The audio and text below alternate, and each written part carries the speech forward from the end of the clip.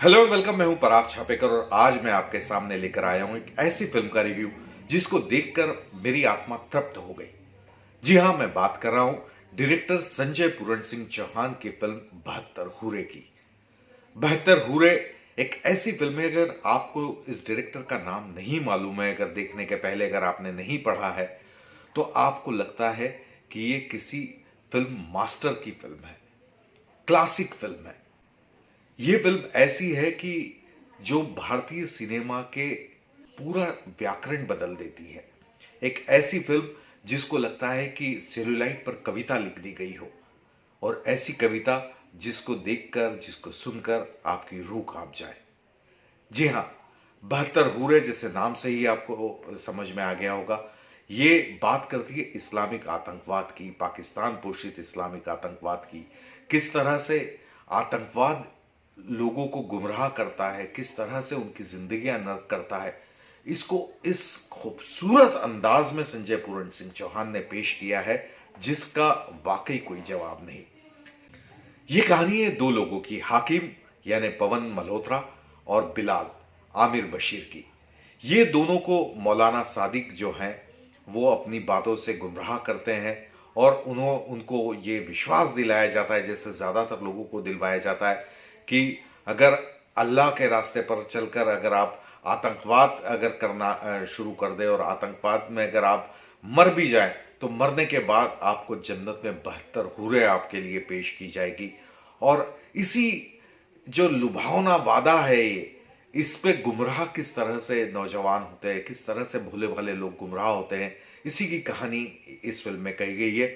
तो हाकिम और बिलाल भी ऐसे ही गुमराह हुए दो लोगों की कहानी है, और उनका भूत जो है यहां पर आ गया। ये दोनों मुंबई के गेटवे ऑफ इंडिया पर जो ब्लास्ट हुआ था वो उसके दोषी हैं, और उनका भूत वहीं पर भटक रहा है।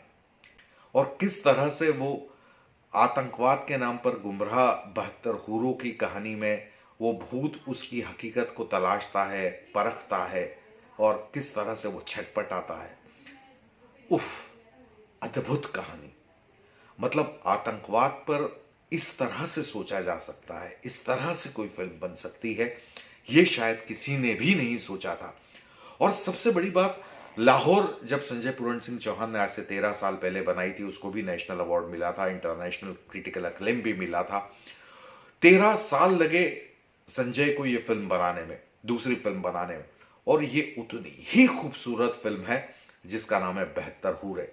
अगर मैं परफॉर्मेंस की बात करूं तो पवन मल्होत्रा एक वर्ल्ड क्लास एक्टर है जिनको हम लोगों ने अभी तक पूरी तरह से यूटिलाइज नहीं किया है। अभी तक हमारे भारतीय कमर्शियल सिनेमा में छोटे छोटे रोल्स उनको मिलते हैं, लेकिन पवन मल्होत्रा एक वर्ल्ड क्लास एक्टर है। उनके कैलिबर को देखा जाए तो दुनिया के जो टॉप मोस्ट एक्टर्स हुए हैं उनकी कतार में पवन मल्होत्रा बैठते हैं।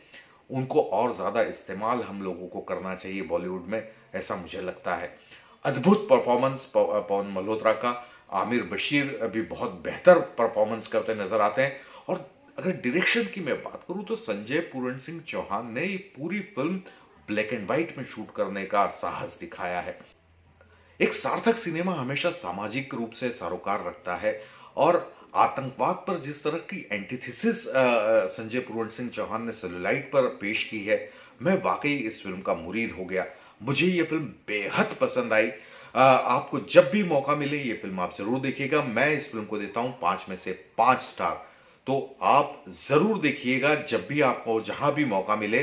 72 हूरे, इसमें आप लाजवाब पवन मल्होत्रा देखेंगे, आमिर बशीर देखेंगे, और सिनेमा का एक बहुत ही उम्दा और अलग सा एक्सपीरियंस आपको होगा जो शायद अभी तक आपने नहीं किया है।